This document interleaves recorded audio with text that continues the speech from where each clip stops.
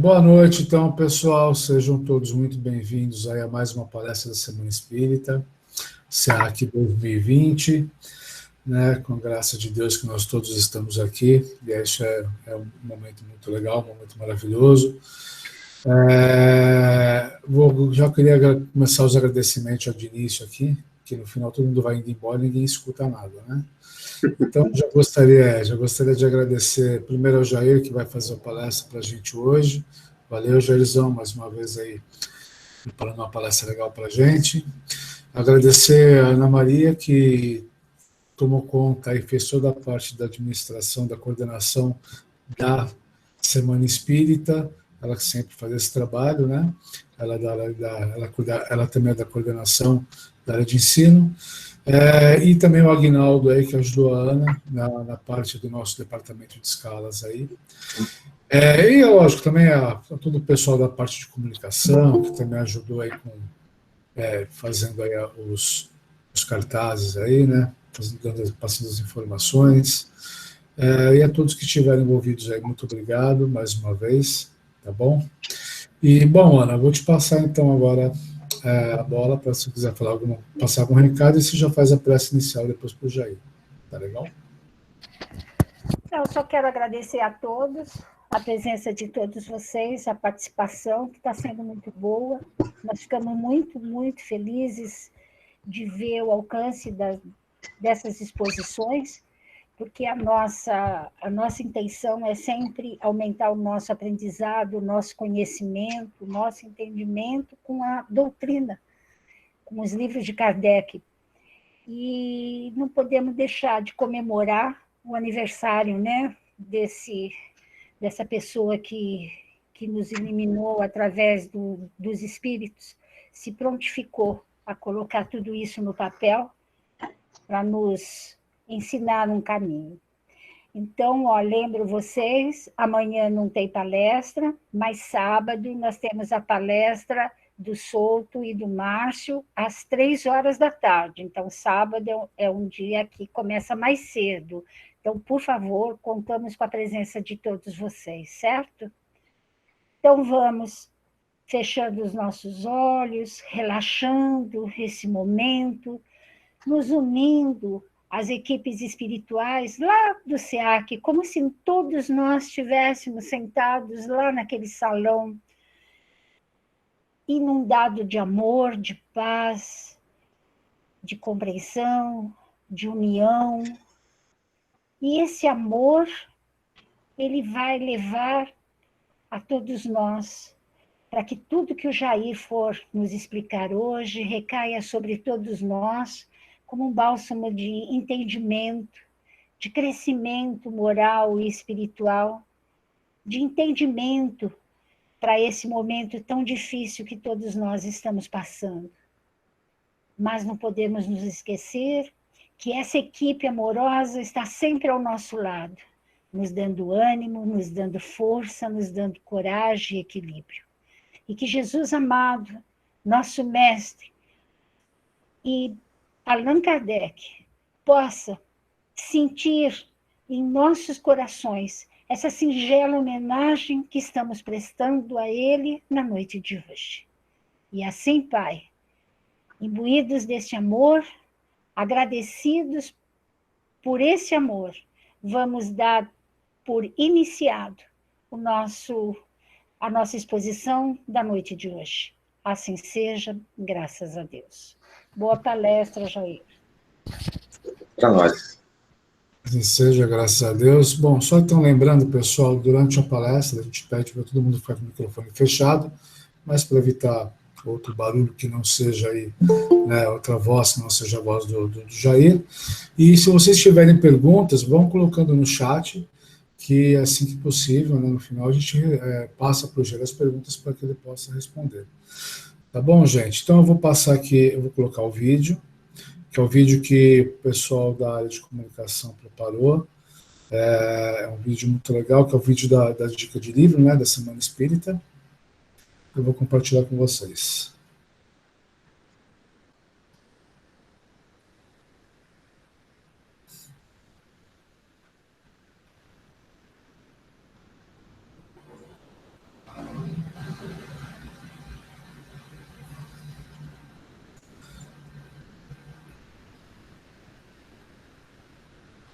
Tá aparecendo, né, Jair? Está sim. Tá, então tá bom.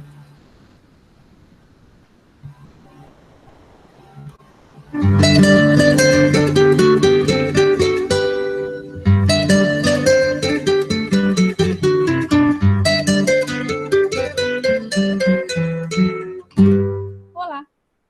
Na semana que comemoramos o aniversário de Allan Kardec, eu venho conversar com vocês um pouquinho a respeito do seu quarto livro, O Céu e o Inferno, ou A Justiça Divina segundo o Espiritismo, que em 1º de agosto completou 155 anos, mas ainda é uma obra pouco estudada por nós. Esse livro está dividido em 2 partes, sendo que a primeira parte, intitulada Doutrina, Allan Kardec faz um estudo comparativo, examinando as diferentes religiões e doutrinas a respeito da passagem do mundo corporal para o mundo espiritual. E o seu objetivo maior é comprovar a imortalidade do espírito e a sua condição no mundo espiritual de acordo com seus próprios atos. Para isso, Allan Kardec vai tratar de assuntos como o céu, o inferno, o purgatório, anjos e demônios, penas futuras, penas eternas, temor da morte, como as diferentes doutrinas encaram esse assunto e como a doutrina espírita encara o mesmo assunto. A segunda parte é intitulada Exemplos, e ele vai trazer depoimentos de espíritos em diferentes fases de entendimento e evolução no momento do desencarne e após o desencarne. São depoimentos de espíritos felizes, espíritos medianos, espíritos endurecidos, suicidas, espíritos arrependidos. Esses depoimentos vêm acompanhados das explicações e considerações dos espíritos superiores que acompanharam Allan Kardec em sua missão de nos trazer a doutrina espírita através da codificação. Codificação essa que nós devemos estudar e analisar, lembrando sempre da orientação do Espírito de Verdade, que está lá no Evangelho segundo o Espiritismo, no capítulo 6, que ele fala: Espíritas, amai-vos, eis o primeiro ensinamento, instruí-vos, esse o segundo. Muita paz a todos.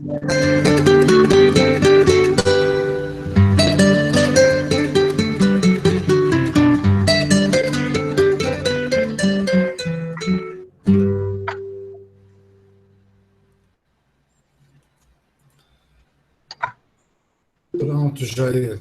Agora a palestra é sua, fica à vontade. Uma ótima palestra para você. Bom, pessoal, vamos tentar aqui compartilhar a tela. Não é essa. Vamos ver se abre aqui. Correto. Achei que já estava bem.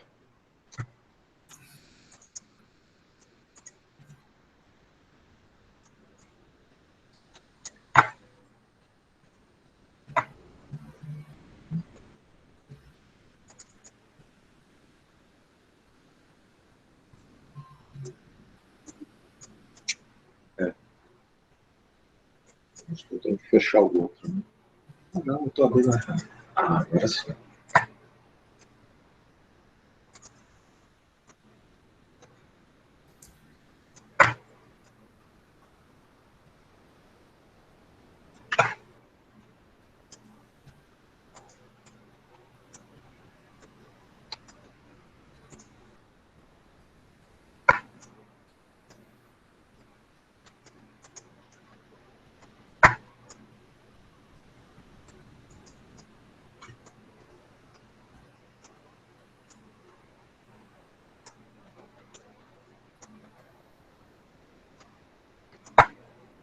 Ok, Jair, apareceu. Foi? Tá ok.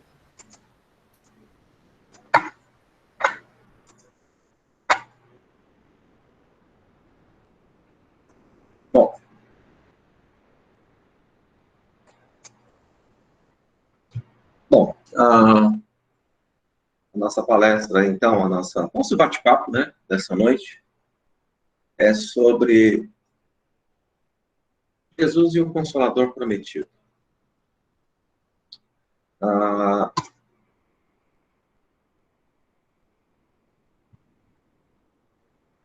Nós tivemos, então, alguém que nos mostrou algo muito importante para a gente. Essa pessoa trouxe... Está todo mundo vendo só a tela maior, né? É isso, Cléber? Isso. Estamos vendo o seu slide. Se você quiser ocultar o que está lá embaixo, o pequenininho lá, pode ocultar, mas estamos vendo bem. Está vendo bem, né? O que vocês estão vendo? Só o slide maior, só a tela principal, né? Isso, a sua cola a gente não está vendo, não, fica tranquilo. Não, né? Tá bom. O importante é isso. Bom, a gente quando fala em Jesus, a gente observa Jesus como, para nós, como um exemplo. Para alguns, como uma figura mística, né? Para alguns, como uma figura mítica. Os historiadores dizem que, na verdade, Jesus é a figura, o personagem da história mais pesquisado ao longo de toda a nossa vida.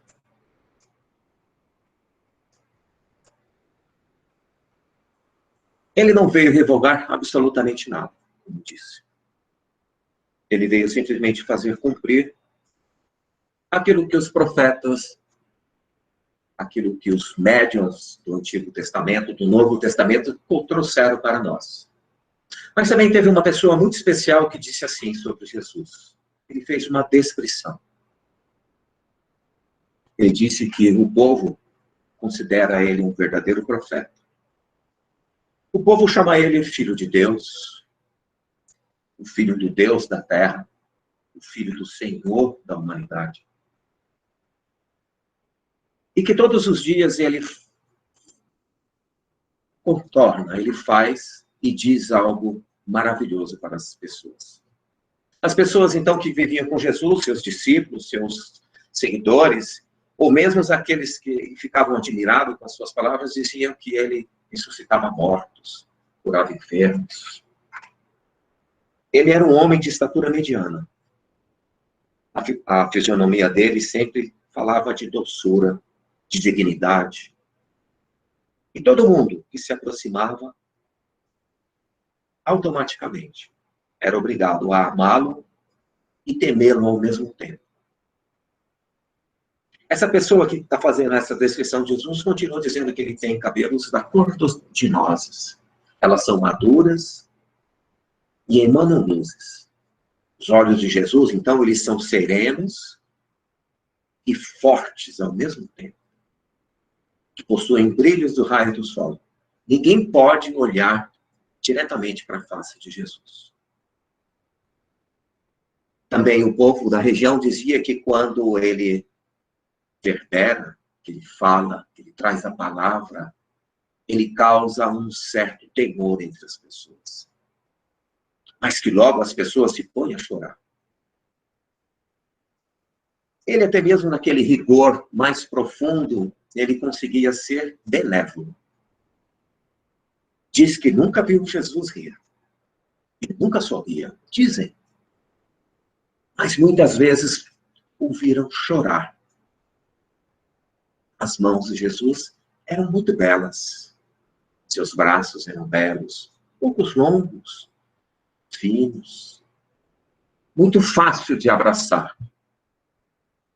A palavra de Jesus era sempre sedutora e amigável. Mas em público, quando ele aparecia, ele sempre se vestia muito humildemente, modestamente. Mas ele mantinha sempre seu porte distinto. E diziam que era igualzinho à mãe dele.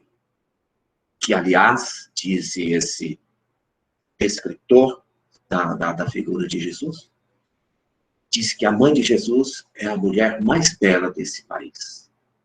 A Galileia, Palestina, Israel.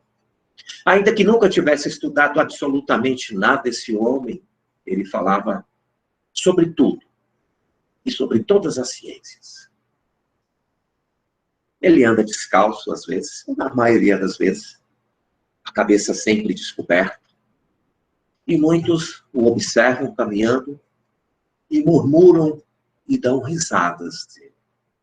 Mas quando estão longe. Porque quando ele se aproxima e chega bem perto, encontrando assim, face a face, alguns o tremem. E muitos dele também o admiram. Dizem que nunca viu um homem tão bom assim, de tamanhas doutrinas. Doutrinas iguais a essa, que muitos creem. Muitos creem e dizem que ele é filho de Deus. Dizem que ele nunca magoou ninguém. A ninguém.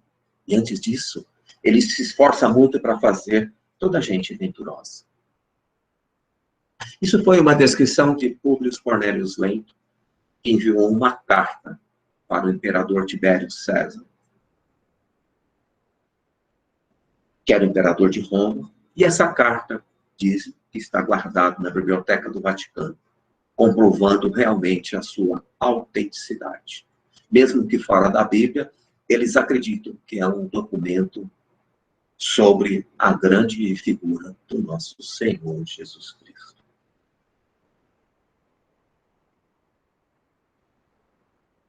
Não penseis que eu vim revogar a lei, mas fazer cumprir.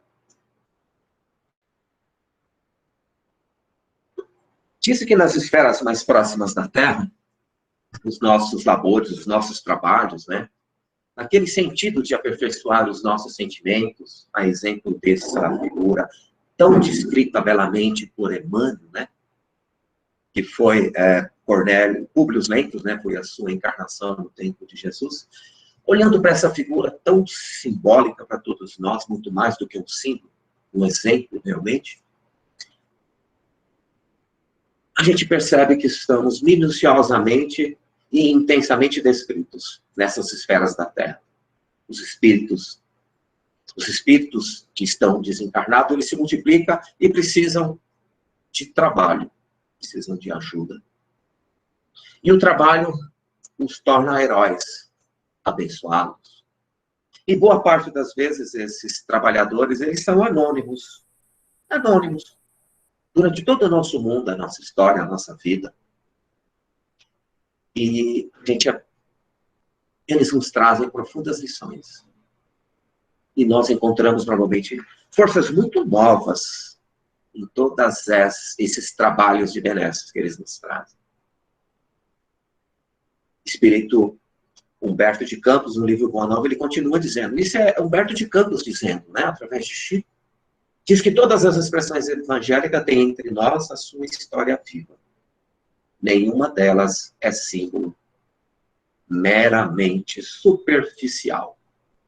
E quando a gente olha para toda essa história, né, a gente vê o Velho Testamento, Abraão, Moisés, Isaías, Elias.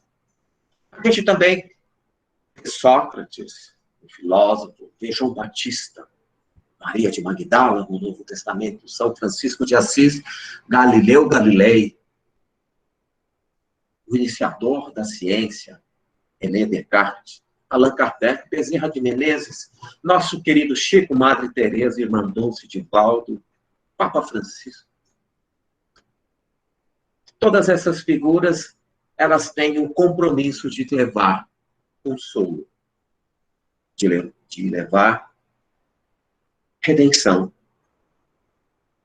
Porque Jesus também tinha esse princípio de levar consolo e redenção. Salvador, alguns conhecem como Salvador prometido, Messias, Redentor, Consolador, naturalmente sabedoria e amor, como disse Públio Lento. Ele traz sabedoria e traz amor Mas existem pessoas que dizem que Jesus, ele falhou na sua tarefa. Dizem assim que o verdadeiro Messias é alguém que estabelece justiça em todo mundo, em todo tempo. E quando eu olho essa teóloga, pesquisadora, ela diz assim, eu olho para a janela das minhas observações e vejo que isso não aconteceu. Annie Jill Levine, ela é uma teóloga formada na faculdade de Vanderbilt. Um outro pesquisador também diz assim, a principal objeção dos judeus e de outros ao Messias dos cristãos, como dizem, está no fato de que ele falhou. Ele não conseguiu trazer a paz para todas as pessoas. Ele não conseguiu unir todas as pessoas. Então, ele não foi bem sucedido. Um rabino, Arueh Kaplan. Será que Jesus falhou? Messias. Chamamos de Messias, ungido. Mashiach, hebraico. Também ungido. Christos, do grego, também ungido. Jesus salva. Yeshua, do hebraico. Jesus, do grego, que salva. Yeshua Mashiach, ungido que salva. Jesus Christos, do grego, ungido que salva. E nós o chamamos de Jesus Cristo. Jesus Cristo. Isaías disse que o menino nasceu. Ele é o príncipe. E ele carrega sobre os seus ombros aquilo que nós chamamos de maravilhoso. Conselheiro, Deus forte, Pai da eternidade. Diz também Isaías que ele é o príncipe da paz.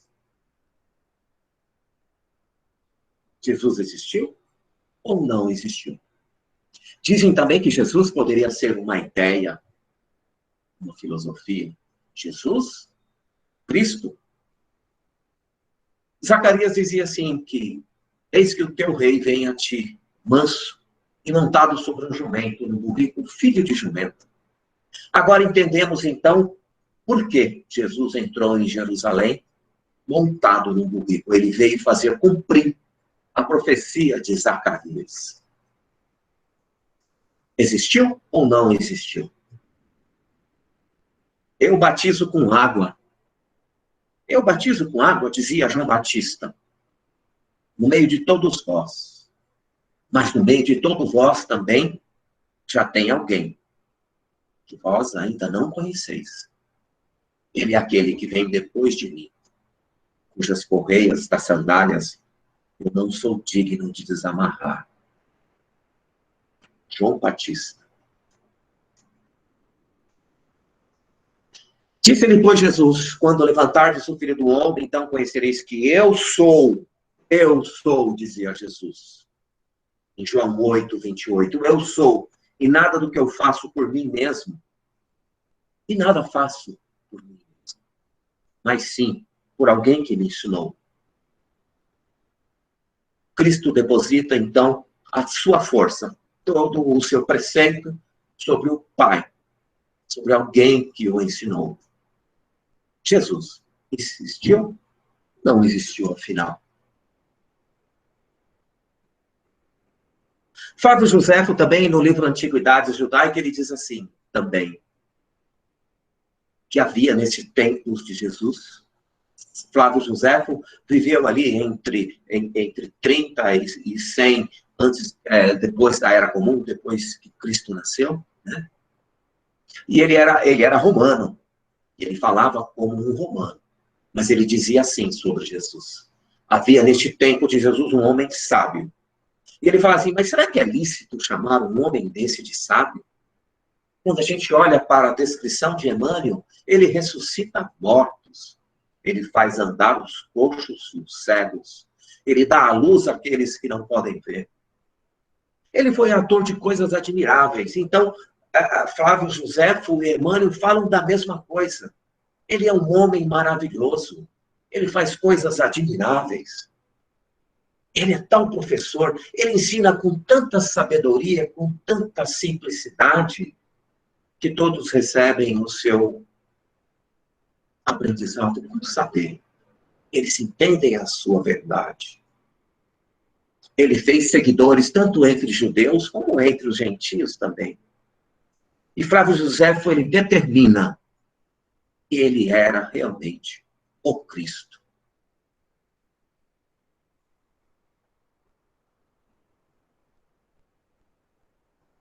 Jesus, então, na última ceia, falando com seus apóstolos, ele fazia como se fizesse uma despedida.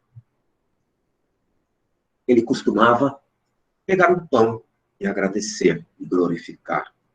E ele disse, tomou o pão e abençoou e partiu e deu e disse aos seus discípulos: tomai, comei, né? Isto é o meu corpo. E ele toma também o cálice e dá graças a Deus, dizendo, bebei dele todos. E ele diz, por quê? Porque vão beber do meu sangue e comer do meu corpo, comer. Por que beber e comer? O sangue do meu corpo. Porque este é o testemunho daqueles que trabalham para a remissão de todos os seus pecados. Jesus convidando para uma aliança, então. Jesus convida para uma aliança.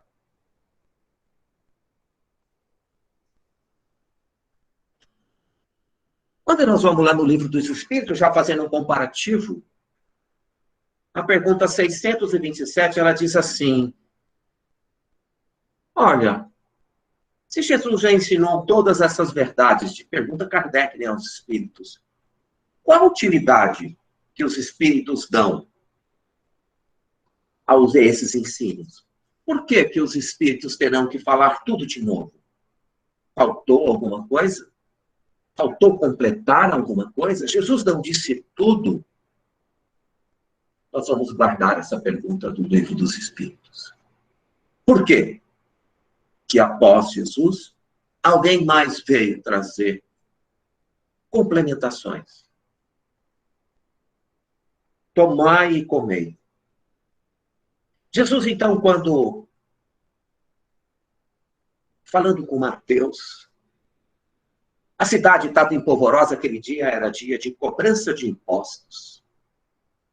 Uma manhã muito quente. As mesas da recebedoria estavam a postos, e as pessoas vinham para pagar os seus impostos. Jesus, então, entra entre a multidão e já começa a chamar a atenção, porque por onde ele passava, ele deixava as suas marcas. E Jesus, então, aproximou-se e alguém disse, mestre, aproximar dessas pessoas, desses publicanos, dessas pessoas de má conduta. Jesus, então, ouvindo isso, disse, entrou para orar numa sinagoga um fariseu e um publicano. O fariseu, ele olhando para o alto, disse, graças a Deus eu não sou igual a um desses. Eu cumpro todas as leis. Olhando para o alto, ele disse, eu cumpro todas as leis. O publicano, então, olhando para o chão, não tendo a menor capacidade, o menor objetivo de olhar para o alto, tamanha a sua simplicidade, ele diz, mestre, Senhor, eu não sou digno, mas perdoa-me. Perdoa-me porque eu insisto em não cumprir todas as leis. Jesus, então, aproximando-se de Mateus, porque Mateus, Levi, olhou para Jesus e ficou paralisado. E Jesus, falando essa parábola, ele chegou até Levi. E chegando até Levi, ele diz, todas as noites, quando eu durmo, eu rezo e peço perdão a Deus. E Levi continuou dizendo, peço perdão a Deus por todos os meus pecados. E com os olhos cheios de lágrimas, porque Jesus nunca havia estado com Levi e já sabia dos seus pensamentos. Jesus, então, estende a mão para Levi e diz: vem, segue-me. E Levi, Mateus, seguiu Jesus. A aliança está formada. A aliança está formada. Mas Jesus, Mestre, Senhor, o Jesus Cristo, Christos, Yeshua, ele sentindo, na última ceia, ele sentindo que os dias estavam chegando ao seu fim. Ele diz assim, a todos: mas, apesar de tudo, rogarei ao Pai, e ele vos dará outro Consolador, para que fique convosco, porque ele estará sempre convosco, porque ele já habita dentro de vós, e continuará em vós. Se ele habita já dentro de nós, e ele permanecerá conosco, então isto não é alguém, isto é um ensinamento. O Espírito Verdade, então, de Jesus, que o mundo não pode receber neste momento, porque não vê nem o conhece, mas vós o conheceis, porque ele já habita convosco. Então é algo que precisa de ser despertado, como ele despertou também Levi, Mateus.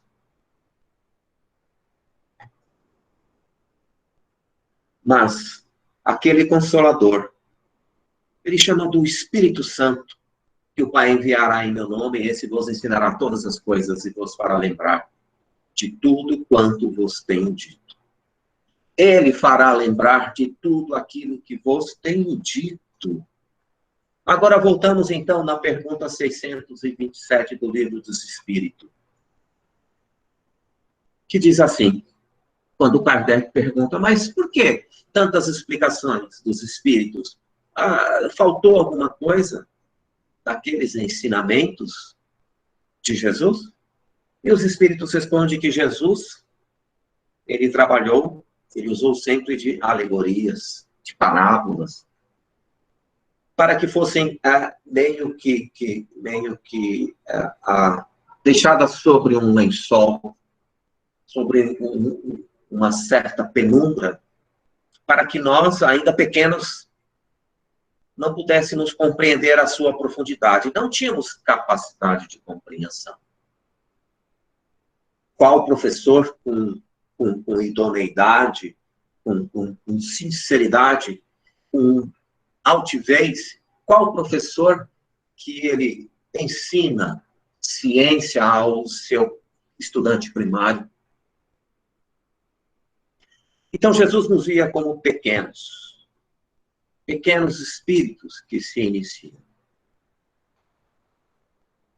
Diz também, os espíritos continuam dizendo que a missão dos espíritos, então, consistia em abrir os olhos, também em abrir os ouvidos, daqueles que os espíritos chamam de confundidos, orgulhosos. E eles dizem assim, que nós vamos tirar os disfarces, vamos tirar a hipocrisia. Vamos também tirar aquela capa que veste, às vezes, monumentos de religião. Assim, todas as pessoas alcançarão e o espírito que tem que ser claro. E também será assim aqui. E para que ninguém possa dizer que não conseguiu alcançar e apreciar a grande razão, e eliminar as suas paixões, e falsear o sentido da lei, do amor e da caridade. Isso está no Livro dos Espíritos, é a questão 627.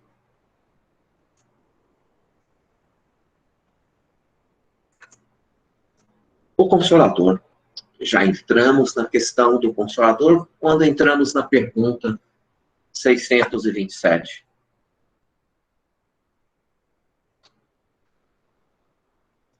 E entrando no Consolador, nós entramos de novo. Eu rogarei ao Pai, e Ele vos mandará um outro Consolador, para que Ele cumpra tudo o que Ele disse.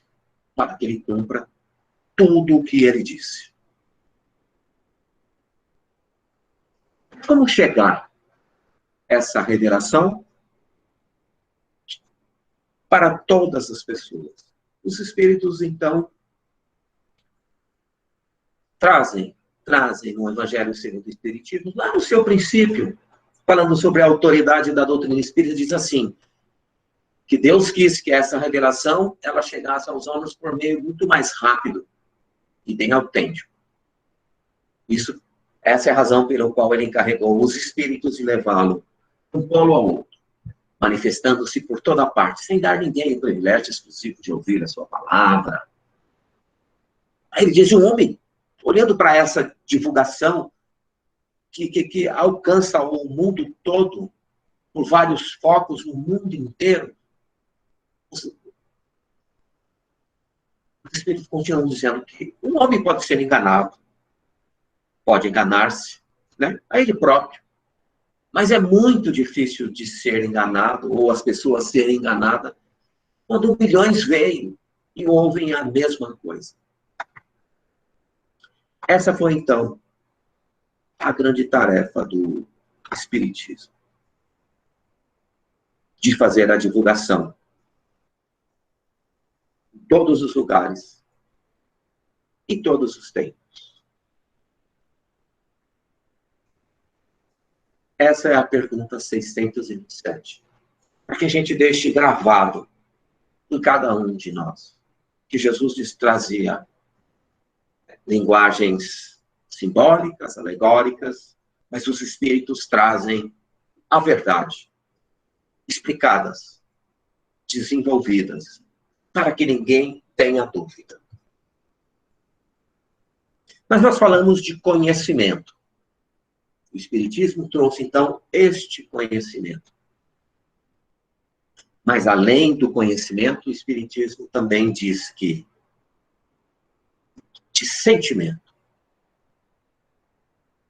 Só o conhecimento, ele nos faria como sendo seres intelectuais. E ele diz, o Espiritismo diz, conhecimento e sentimento. Essa é a lei. Essa é a lei. O Espiritismo precisa ser bem compreendido, diz Kardec no livro do Evangelho segundo o Espiritismo, naquela parte Sede Perfeitos, e ele é intitulado como os bons espíritas. Bons espíritas é sinônimo de homem de bem. Bons espíritas é sinônimo de cristãos. Estamos falando de uma mesma coisa. De uma mesma coisa. Bons espíritas, um homem de bem e um bom cristão. Estamos falando de uma mesma coisa. Então, o Espiritismo ele precisa ser bem compreendido, mas, sobretudo, diz Kardec, sentido, para que nos tornemos um homem de bem.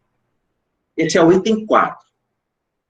Mas no item 3 faz a descrição do que é o homem de bem, do que é o cristão, e diz assim, que o verdadeiro homem de bem é aquele que pratica a lei de justiça, de amor, caridade na sua maior pureza, e ele sempre interroga a si próprio, a sua consciência sobre os próprios atos. Se ele não violou nenhuma lei. O homem de bem, então, ele tem fé em Deus, na bondade, na justiça, na sabedoria, tem fé no futuro, ele não desanima, tem fé nos bens espirituais. Ele coloca os bens espirituais acima dos bens temporais. Ele sabe de todas as vicissitudes da vida, as dores, todas as decepções, todas as provas, todas as expiações. E diz Kardec que o homem de bem, ele as aceita sem murmurar. Diz que o homem de bem, ele é possuído por um sentimento enorme de amor, de caridade, de bondade, faz o bem ao próximo, simplesmente pelo bem. Ele não espera recompensa. Ele paga aquilo que nós entendemos o mal com um ato de bondade. Toma a defesa do fraco. Sacrifica sempre o seu interesse à própria justiça. Ele encontra satisfação nos benefícios que ele distribui, no serviço que presta, nas venturas que promove. O homem de bem é bom, é humano, benevolente. Respeita entre todas as convicções sinceras e não lança anátema aos que não pensam como ele. Disputaremos, discutiremos, mas não disputaremos. Já dizia nosso amigo Kardec. Né? Em todas as circunstâncias, o homem de bem, ele pratica caridade em todos os momentos da sua vida. Ele considera que jamais deve se prejudicar o outro com palavras maldosas, que ferem o orgulho, nem fala com desdém, não recua à ideia de causar uma boa impressão, um bom trabalho. Ainda que pode levantar, possa faltar forças para levantar, ele deverá manter o amor ao próximo acima de todas as coisas. Mesmo que o próximo, no nosso entendimento, ele ainda não mereça a clemência do Senhor. Esse, então, é o homem de bem. A lista é grande para o homem de bem, para o cristão, para o bom espírita. Ele luta contra as suas imperfeições e a lista vai crescendo sobre o homem de bem.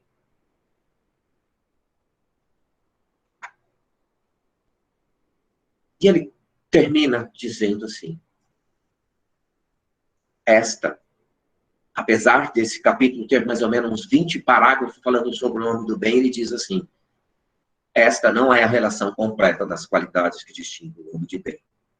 Mas quem quer que se esforce para possuí-las, estará no caminho que conduz às demais. Então, o homem de bem não é aquele que já está completo, mas é aquele que se esforça e continua a sua luta por todos esses parágrafos que conduzirão certamente ao respeito e à bondade que tanto falamos.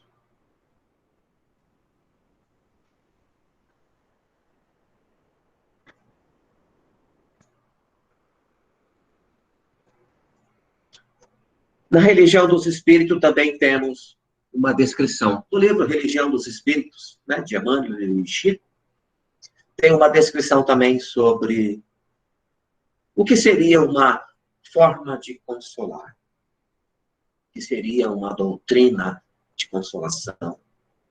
Uma doutrina que conduzisse os homens para um homem de bem. Para o homem de bem. Qual seria? Qual seria? Jesus, então, quando ele encontra com Bartolomeu, encontra Bartolomeu triste, Bartolomeu, um dos apóstolos, Bartolomeu triste. Bartolomeu tinha isso de estar triste.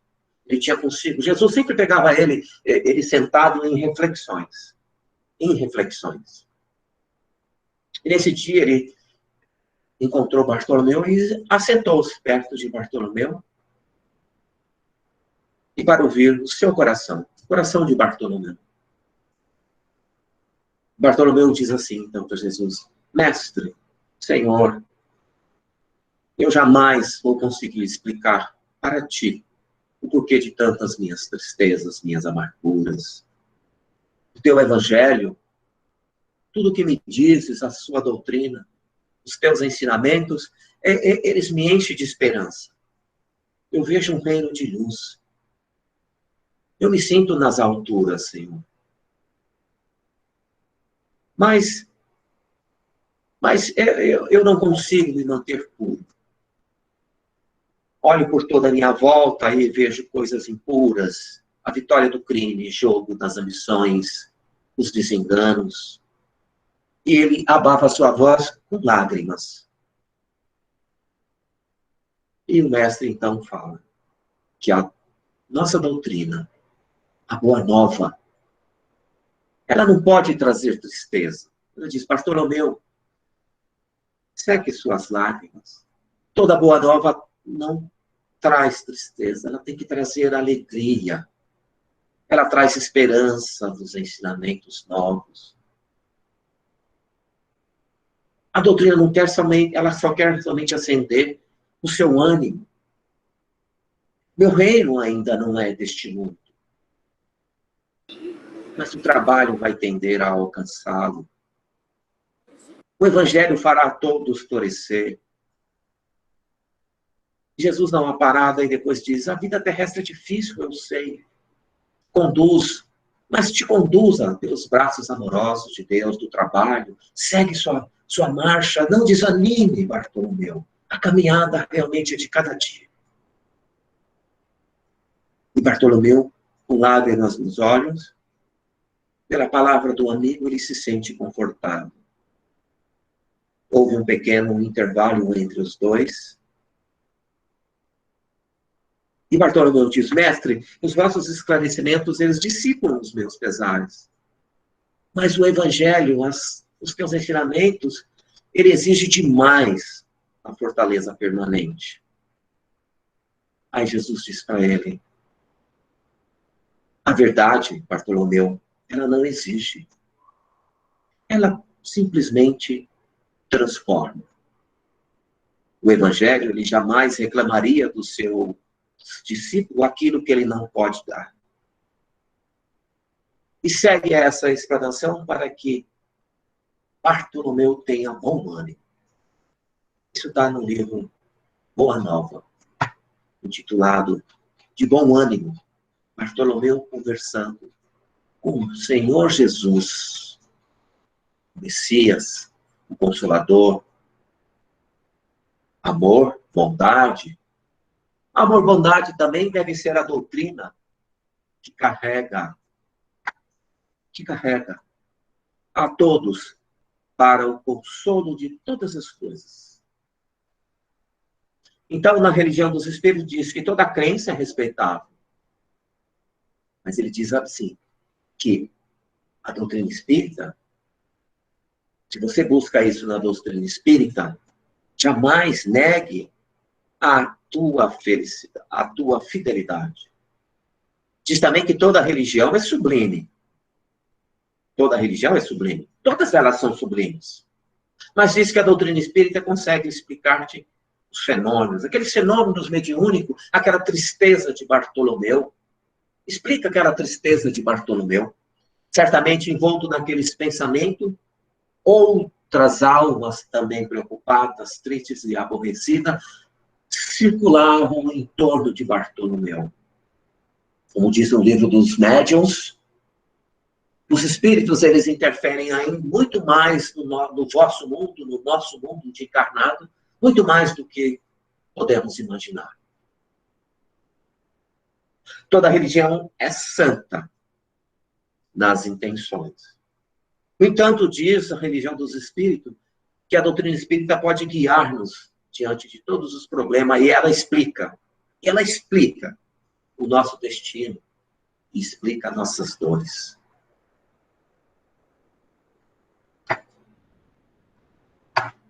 A religião dos espíritos continua pelo menos uns 20 parágrafos também dizendo que toda religião apregou o bem como preço de entrada ao paraíso, aos seus profitentes, aos seus participantes, aos seus seguidores.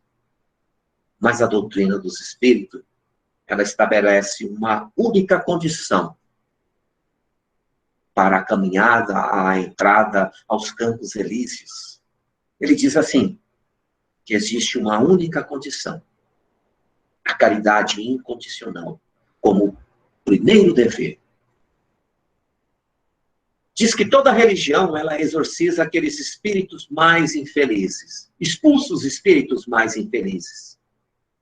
Mas a doutrina dos espíritos se dispõe a abraçá-los com bondade, reconhecendo nas próprias criaturas humanas as suas dependências. Descobrindo nessa relação a evolução através da vibração de todos os espíritos. Diz também que toda religião, ela educa. Educa. Mas o espiritismo faz a gente sentir. Ele traz a emoção. A emoção que nós usamos para a relação que temos com os espíritos, encarnados, desencarnados. Então, além de educar, a doutrina do espírito é aquela que permite que sentimos nós, o nosso livre arbítrio, a nossa livre escolha, como expressões de fé. É o que diz a religião dos espíritos para isso. E diz assim ainda mais, que ela contempla, a doutrina dos espíritos contempla a razão em todos os tempos. Cara a cara. Então, nós sempre encontraremos a razão de frente com a nossa busca. E as recompensas? Nós temos recompensas, diz algumas religiões. Nós compramos as recompensas. Mas a doutrina dos espíritos, ela diz assim para a gente. Ela nos esclarece. Nós não compramos. Nós plantamos. E nós colheremos aquilo que semeamos. Se semearmos de sabores, colheremos de sabores. Se semearmos venturas, alcançaremos o privilégio da justiça divina. A religião dos espíritos é fantástica quando diz, porque assim, toda religião ela é sempre erguida em princípios nobres, e realmente princípios nobres. E ele se espalha por todos os espaços, por todos os continentes da Terra. Às vezes parece que é estranho para alguns. Mas eles continuam guardando alguma essência da doutrina cristã. Mas diz também a religião dos espíritos que a doutrina dos espíritos, longe de guardar, de erguer esses princípios nobres, longe de erguer estes princípios nobres, descrever esses princípios nobres, a doutrina dos espíritos, ela nos oferece uma chave, um segredo, um talismã para a verdadeira interpretação do Evangelho. Será, então, que chegamos no Consolador? O Consolador que buscamos, será que encontramos?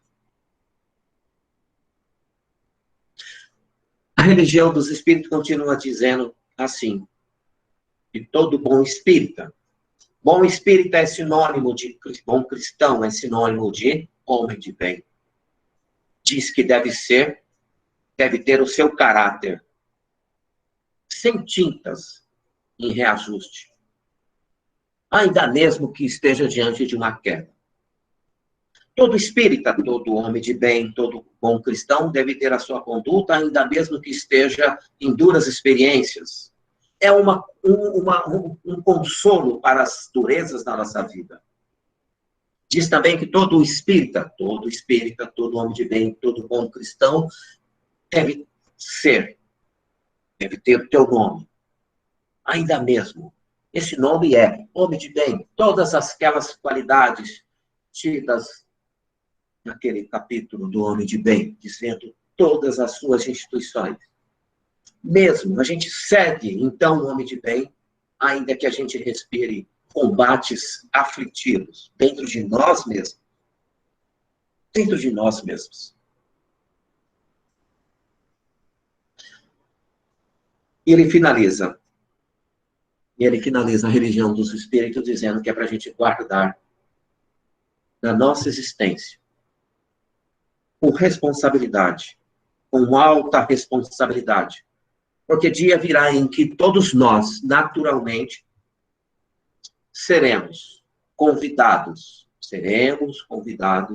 a nos mostrarmos longe dos disfarces que são erguidos durante as nossas caminhadas e que nós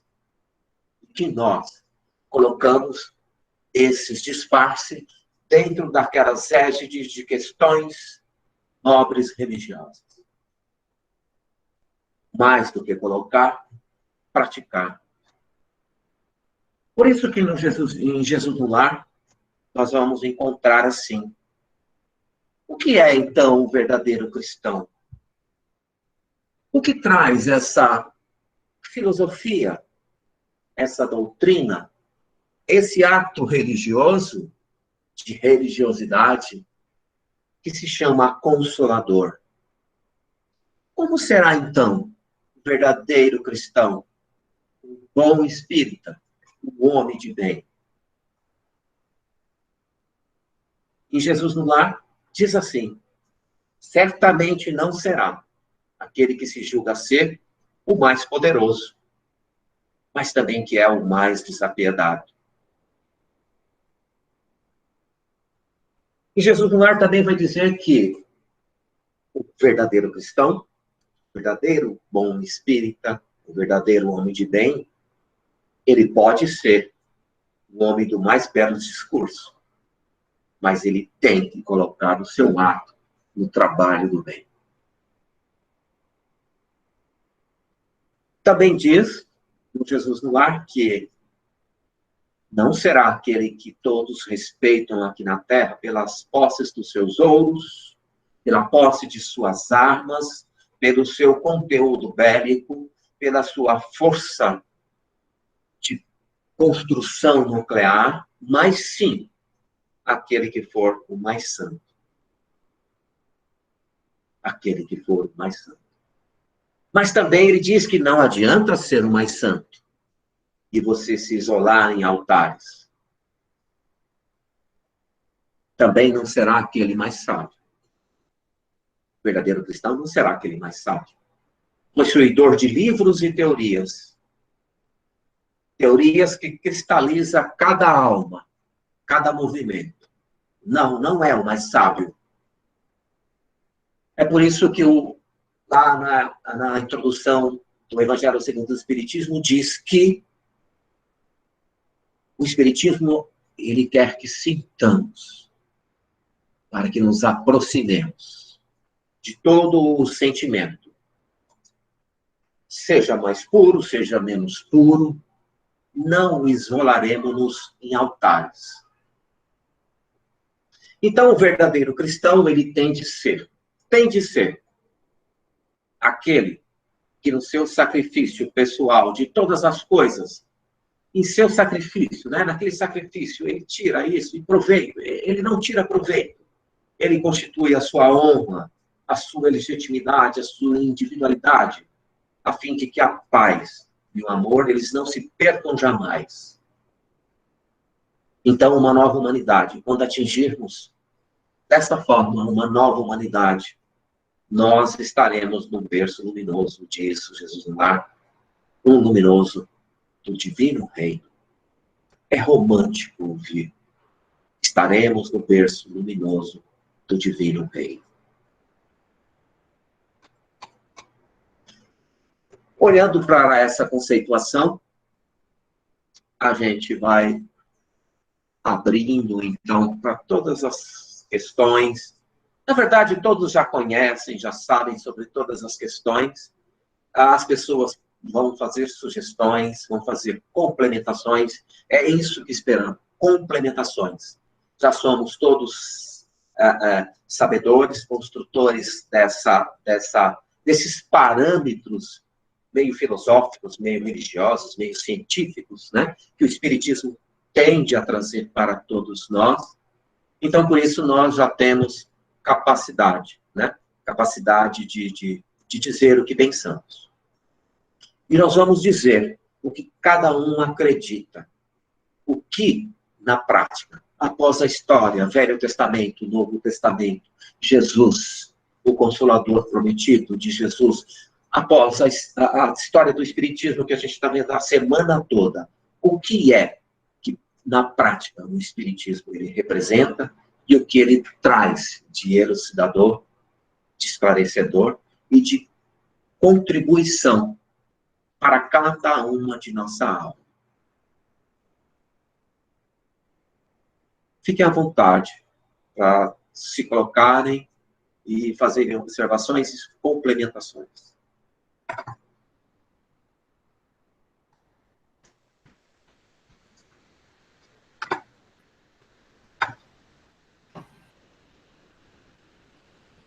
Ô, Jair, por enquanto no chat não tem nenhuma pergunta. Mas então, se fizer à vontade... Podem complementar, fazer comentários, observações. Somos todos já grandes estudantes, né? Participamos. Aqui não vai ter pergunta, vai ter contribuição, vai ter elucidações, complementações. Porque a doutrina traz tantas coisas, os livros são tantos. Então, assim, aqui foi um pedacinho, né? Está sendo complementado aí a cada dia. E ainda temos aí sábado, temos domingo. Não, são só observações, são complementações aí para a participação de todos. Né? Ô, Jair, é a Ana. Deixa eu te falar uma coisa. Como é difícil, né? Quando você fala da doutrina e quando a gente vê a doutrina, assim, né? Nós falamos, sou espírita, né? Gente, como é difícil. Nós somos aspirantes a espíritas, né, ainda. Porque você vê tudo que você colocou aí, né, do homem de bem, daquele que pretende, né, seguir o caminho correto, da bondade, da humildade, do amor ao próximo, do amor a Deus, em tudo. Nós ficamos ainda devendo um tanto, né? Ana, é difícil para nós ainda, né? Ainda somos aquele Levi lá de trás, ainda somos Bartolomeu que chora, somos Maria de Magdala, né? Que chora aos pés de Jesus também, né? Mas também são almas que Jesus estendeu a mão e eles rapidamente, né, se fortaleceram e pegaram na mão de Jesus e seguiram Jesus. Né? Claro, diferenças de espíritos, né, mas nós estamos caminhando aí, né? A luta não é fácil, não é fácil, mas é uma construção, né? É uma construção. O homem vive uma construção diária, né, de séculos, de milênios, então é uma luta, né? É uma luta constante. Por isso que é difícil, por isso que tem que ter... tivemos, né? Antigo Testamento, Novo Testamento, trouxeram todas as indicações, veio o Senhor Jesus, outras indicações, e ele falou, olha, pessoal, ainda vai ter mais alguém. Né? Então, de repente, vamos ter mais alguém que vai vir, assim, uma grande bondade e vai nos ajudar ainda mais, né? Então, é uma construção, isso não para nunca. Isso não para nunca. Né? Acho que é por isso. Com certeza, né? E é só através do conhecimento que vai vir o crescimento. Porque é uma junção, né? De fé, de conhecimento, e isso vai ajudar a nossa modificação moral, espiritual. É um conjunto de fatores que fazem com que a gente se modifique. E o espiritismo, o que atrai muito, é que você, quando erra, imediatamente toca um sininho falando que você pisou na bola. E aí você tenta consertar já.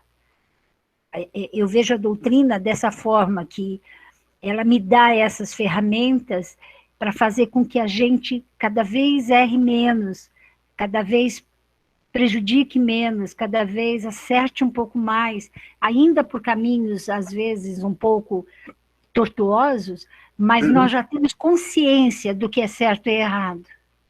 E isso é uma grande evolução para nós, né? Eu acho que a questão 170, né, do Livro dos Espíritos, que fala, Kardec pergunta sobre a evolução moral, se depende do intelectual, aquela coisa toda, né, e os Espíritos respondem, sim. Primeiro o intelectual, conhecimento, tudo, depois a moralidade, a ética, né, a construção social, a construção de regras, a construção de instituições. Então, tudo isso vai formando com que a intelectualidade do homem se transforme em ética, né? É por isso que tudo é baseado em conhecimento. Mas o Espiritismo, lá no Evangelho, né, no comecinho, diz, olha, vamos ultrapassar o conhecimento e virar em sentimento, né? E aí, eu acho que é mais ou menos isso que a gente vem fazendo ao longo de todos esses vários anos aí, né? Mais de 100 mil anos, né? Nós como o patriarcado, enfim, depois cidades, depois vilas, cidades, estados, países. Então, isso é uma evolução. E cada um vai respeitando, né, os seus limites, as suas regras. Existe também um contexto já mundial dizendo, olha, o Brasil começa ali, o Brasil termina ali. Olha, ali tem o oceano, ele é dividido para todo mundo, não é só seu, né? Então, tem um conceito de regras já, né, mundiais, para que a gente possa seguir, e dentro desse conceito de educação, a gente vai formando premissas de ética, né? E isso vai compondo o nosso espírito, né? Por isso que o intelectual realmente ele puxa, arrasta, né, o moral, e é por aí mesmo, não tem o que fazer, né? Não tem o que fazer, é dessa forma.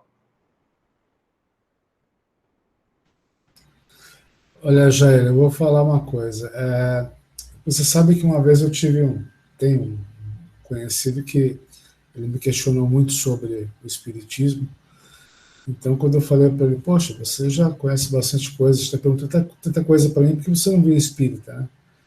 Ele falou, não, aí é muita responsabilidade. Então, na verdade, porque o espiritismo, como a Ana disse, né, quando a gente cai, a gente percebe que a gente caiu, que a culpa é nossa. Então, nós não colocamos a culpa mais no outro. A gente já percebeu que agora o problema é nosso, né? O caminhar é nosso, a evolução é nossa. E a doutrina, ela nos dá uma base maravilhosa para que nós possamos não sofrer com isso, né? E sim perceber que os tombos, os problemas vão acontecer, nós vamos errar e talvez errar de novo, e de novo, e de novo, até a hora que nós vamos começar a acertar, e aí nós vamos seguir em frente. Eu acho que isso que é o mais importante. A doutrina espírita, ela nos dá vamos dizer assim, é para nós a mão de Deus, né? Se sempre falamos que nós colocamos a nossa vida nas mãos de Deus, eu acho que esse Consolador que foi prometido por Jesus, que é para nós o Espiritismo, ele é essa mão de Deus, né? Porque ele nos dá todo o suporte que nós precisamos, nos dá o conhecimento, nos dá o raciocínio, né?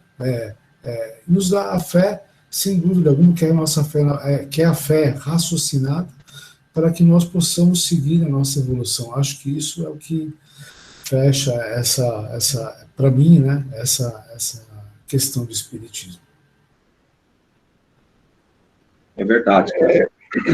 Kleber, também, Jair, é uma coisa que eu costumo falar, assim, que o espiritismo, né, o catecismo, ele nos ensina, nos faz assim aprender que não vamos usar uma religião como bengala, porque nós vamos se autodesenvolver, aprender a andar por si só, né? Através das nossas escolhas, do livre-arbítrio, do uso do livre-arbítrio. Então, isso tudo que o Kleber está falando, eu também penso muito nesse sentido.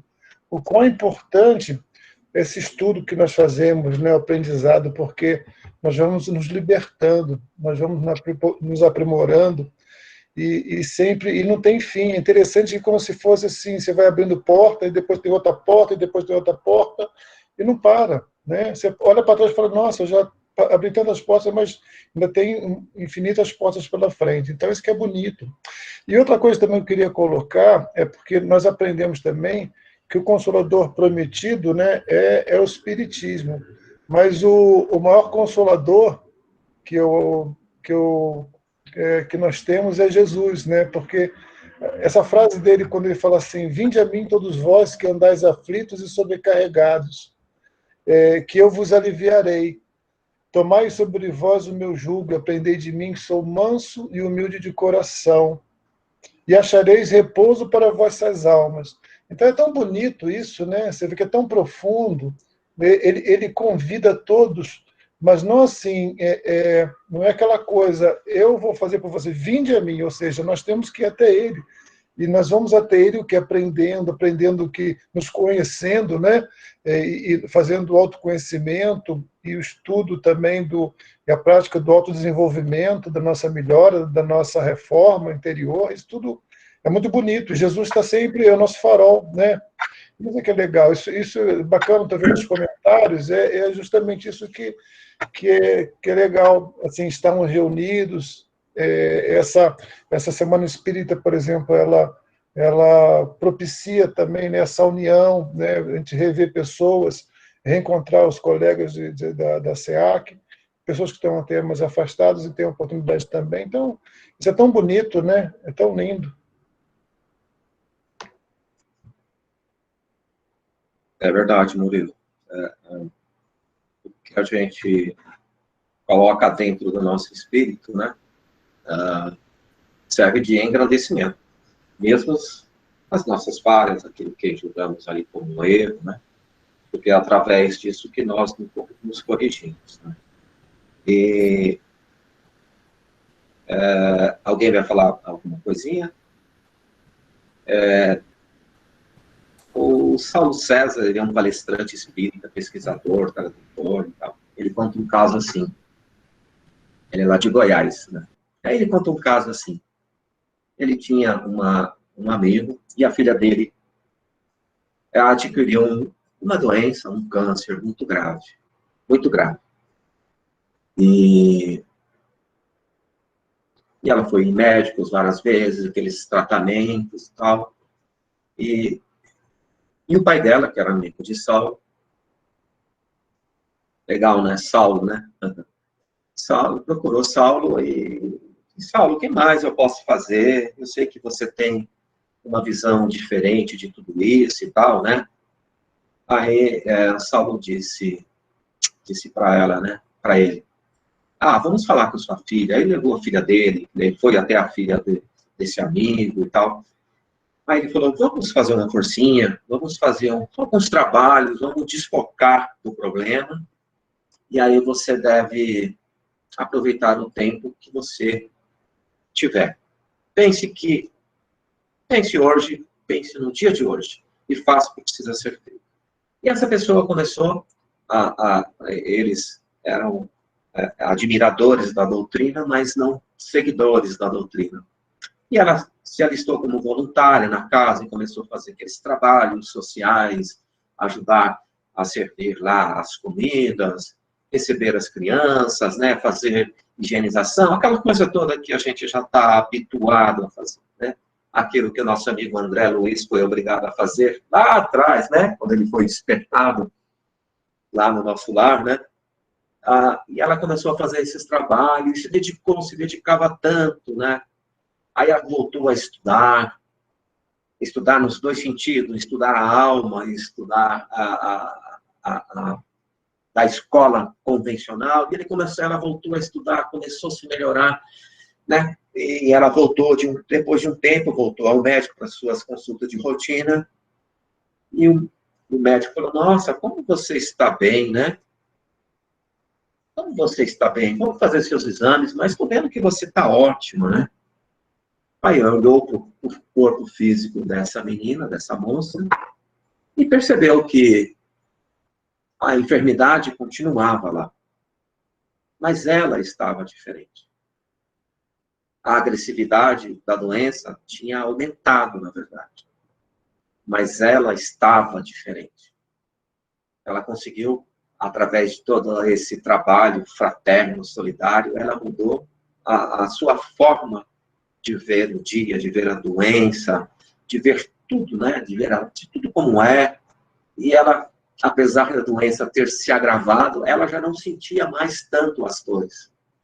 E aí ela passou a se dedicar muito mais.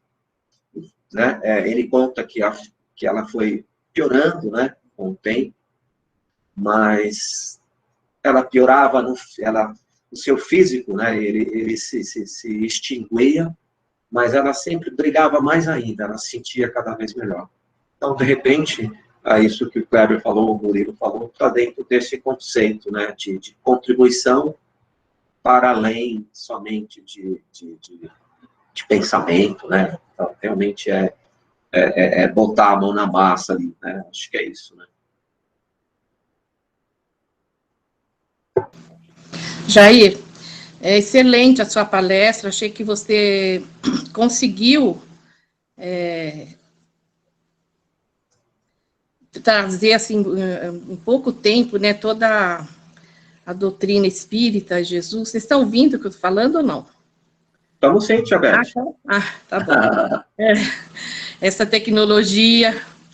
Então, eu percebi que você conseguiu trazer, né, a parte histórica, Jesus, o Consolador, e trazer várias obras aí sobre a doutrina. E fiquei pensando até no livro que a Elaine colocou hoje para a gente, que é O Céu e o Inferno, que o Espiritismo, em relação às demais religiões, o que ela traz de diferente é justamente a certeza, né, na imortalidade, porque não é mais uma coisa mística, de simplesmente uma fé, né, uma crença, mas é algo concreto, objetivo. O mundo espiritual é algo objetivo para nós, né, e nós, a todo momento, estamos, ou através das obras espíritas, ou através da conversa, né, com os nossos irmãos do outro lado, a gente vai tendo certeza, né, do que acontece, né, após a nossa desencarnação, as consequências de tudo que a gente faz e pensa, e isso não é mais uma crença, né, é algo objetivo e concreto para nós. Mas, assim, como uma contribuição para a gente pensar nesse consolo que é o Espiritismo, que traz essa certeza, né, para nós, de que as pequenas coisas que possamos fazer de bem vão nos ajudar, né, a mudança dos nossos pensamentos negativos para pensamentos positivos. Então, tudo isso é um estímulo, né, para nós, a cada dia, conseguir reverter as nossas falhas, nossos defeitos, e ir construindo devagarinho as nossas virtudes, né? E principalmente não nos achar melhores ou mais inteligentes, ou que seja, né, em relação a ninguém, porque o que importa é a humildade, como você trouxe hoje lindamente o publicano e o fariseu, né? Porque o publicano se coloca diante de Deus de forma humilde e é justificado. Então, são tantas lições, mas já não é mais a crença cega, mística, é a crença objetiva, real e racional. Muito bem, Jair, parabéns pela sua palestra. Tia Beth, sempre muito caridosa, sempre bondosa. E, na verdade, a gente reflete as pessoas que sempre nos deram esse apoio, né? Sempre estavam aí nos bastidores, nos empurrando e dizendo, olha, vamos, que vai dar certo, né? Mais ou menos isso que você faz com seus alunos ali e tal, e eu me sinto muito bem de ver você falar. E para isso, de penas, né, de céu e inferno, eu não falei nada sobre o céu e o inferno, mas no Religião dos Espíritos ele fala, né, que todas as religiões falam de penas e recompensas. Mas ele também fala que a doutrina espírita, ele diz assim, pessoal, tem penas e recompensa. Mas isso está dentro da sua plantação. Você vai colher lá a sua fruta conforme a semente que você lançou, né? É mais ou menos isso. Mas está dentro desse conceito, é verdade. Vamos lá, pessoal? Bora participar? Não sei até que horas que nós vamos. Até que hora vamos, Cláudio? 2h da manhã, tá bom? A gente, na verdade... o pessoal vai cansando. Parabéns, Jair. Afinal, como você fala, você é iluminado, né? Boa palestra. E ensinamento para nós estudantes, né? Como a Ana falou, a cada coisa errada, palavra errada que nós falamos, assim, o sininho toca rapidinho, graças a Deus que está tocando, né? Luciene, é assim mesmo. O sininho Parabéns, toca, né? Viu? O farol muda de amarelo para vermelho, né? Verdade. De vez em quando ele está meio verde ali, é muito difícil ele estar verde, normalmente ele está amarelo, né? Mas que bom que toca, né? Ele não é só visual, não, às vezes ele é auditivo também, esse farol. Isso é maravilhoso. Parabéns, boa palestra, hein? Ótima. Obrigado. Boa noite. Boa noite. Podemos encerrar? Isso que eu ia falar, né, Ana? Já que o pessoal já deu uma paradinha de falar aí, vamos encerrar então? Quem faz a prece? Beth?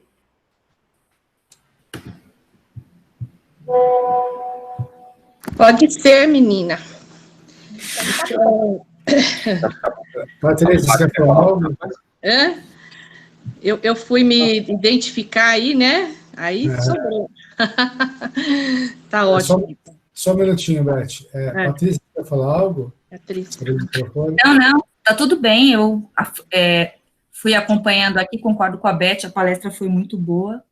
E só tenho a agradecer mais uma palestra que tivemos quase 80 pessoas, né? Na segunda-feira também tivemos 130, quer dizer, isso mostra o quanto o nosso público está comprometido com o ensinamento e o quanto a gente sente saudade um dos outros, né? Porque essa forma, a gente estava meio em dúvida de usar o Meet no começo para fazer a Semana Espírita, e no final foi a ferramenta perfeita, né? Porque as pessoas podem se ver, e como muita gente comentou, as pessoas se sentem num salão mesmo, né? No salão da SEAC, todos juntos. Então, boa noite a todos e obrigada pela presença. Agora é sábado e domingo, vamos lá. É isso aí, muito bem. Então tá bom, Beth, fica à vontade então para fazer a prece final. Então vamos fechando os nossos olhos para que o nosso espírito possa se conectar melhor com os nossos irmãos espirituais. E vamos, em primeiro lugar, vibrando por nosso planeta Terra, vamos vibrando por todos os que estão acometidos da doença, do Covid, seus familiares, por todos aqueles que estão batalhando, né, na frente de pesquisa, nos hospitais, e que possa Jesus permitir que a vacina venha logo, para que possamos todos voltar à nossa vida, e principalmente que possamos nos abraçar uns aos outros, porque acredito que uma das lições da pandemia seja essa, de valorizarmos mais o nosso abraço, o nosso encontro, e que, então, que Jesus possa permitir que os bons espíritos, os cientistas do espaço, né, ajudem o mais possível os nossos cientistas aqui, para que a solução venha o mais breve possível. E que essa Semana Espírita, que está sendo de grande crescimento para todos nós, que ainda temos a palestra do sábado e do domingo, e lembrando Kardec, nosso amado Kardec, que nos trouxe esse decifrar do mundo espiritual, que nos ajuda na nossa evolução, e vamos agradecendo também a toda a equipe, e principalmente ao Jair, o palestrante, que nos permitiu estarmos juntos em espírito, nesse momento, em comunhão, e que possamos continuar a nossa escalada, né, de evolução, caindo aqui, levantando ali, mas comprometidos com essa doutrina maravilhosa e com esses ensinamentos que Kardec nos trouxe ao planeta. Que assim seja, graças a Deus. Que assim seja, graças a Deus. Jair, quer dar mais uma dica? Acho que tá legal, né? Foi bom aí ter todo mundo, ver as pessoas, os comentários. Na verdade, somos todos aí aprendizes, né? Então, tudo isso aqui foi meio que um retalho, pega daqui, pega dali, pega daqui, pega dali. Já estava tudo escrito, né? A gente simplesmente fez uma compactada, né? Em tudo, só para apresentar. Na verdade, o mérito não é nem o nosso, é inteiramente dos autores que já partiram, né? E dos autores que ainda estão por aqui. Mas outros autores, a gente simplesmente aproveita aí todo esse ensinamento aí que eles deram, põe tudo junto aí, só faz exatamente isso. Aqui ninguém tem nenhuma luz maior do que ninguém, não. Somos todos aí. É uma candeia bem pequenininha ainda, né? Meio querendo apagar ali. Se não tomar cuidado, bate o vento e apaga, né? E aí já era, né? Então tem que ir dando aquela protegida, né? Obrigado, Jair, por você ter aceito o nosso convite mais uma vez e por todo o ensinamento que você deixou aí para a gente pensar essa noite, tá bom?